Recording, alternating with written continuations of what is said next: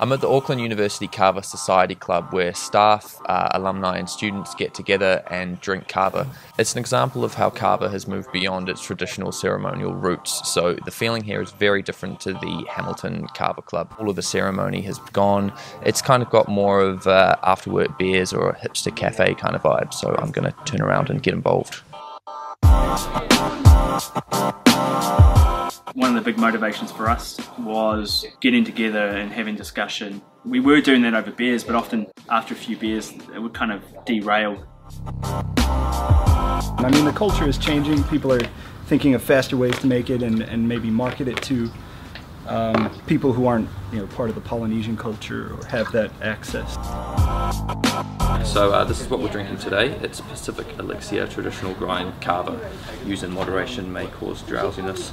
Very much an artisan product, which is clearly marketed for your middle class, Faro, Nosh shopper. Let's try it.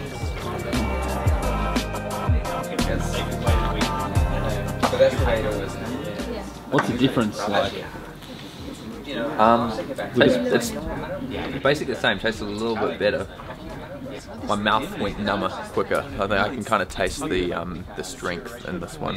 15 years ago, sales of kava generated over $200 million a year for the South Pacific region.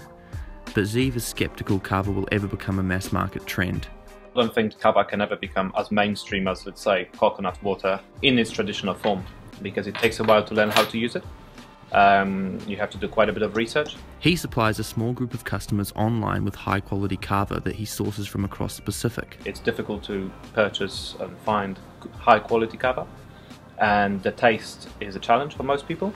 So from that point of view, it is unlikely to become anywhere near as popular as tea, coffee or coconut water. Although whiskey tastes pretty horrible and there's a pretty big market for that. In the US, popularity for the drink is surging. Since 2012, the number of kava bars have almost doubled. In the US, there's some kava bars there, and you wouldn't be allowed to do it in New Zealand because they're mixing it with fruit juice. So when I was there in Miami, there was a kava bar, and I asked what kind of kava. Well, we're all looking for ways to reduce the amount of stress in our pineapple, lives. I'm pretty stressed mango, out, so where they're just mixing kava with fruit juice, so people are getting past the taste that way. Pretty good. But in New Zealand you can't do that. There's the law in New Zealand says you can only make kava in the traditional cold water method. So that cuts out mixing with any kind of food or juice or anything other. For me personally, I think it's just like drinking coffee or tea. Is there one culture of drinking tea? I mean, you can have traditional Chinese culture of drinking tea, but you can also drink. You can go to a supermarket and buy the cheapest black tea you could possibly find, mix it with milk and have it in your office, or you can do a Chinese tea ceremony and with the appropriate equipment and everything else. And I think kava is very similar to that. You can go to a dairy, buy some cheap kava, and mix it in whatever way you want. You can go to a kava ceremony, or you can do it with friends and you can, I don't know, source some high quality gourmet kava and have it in a different way.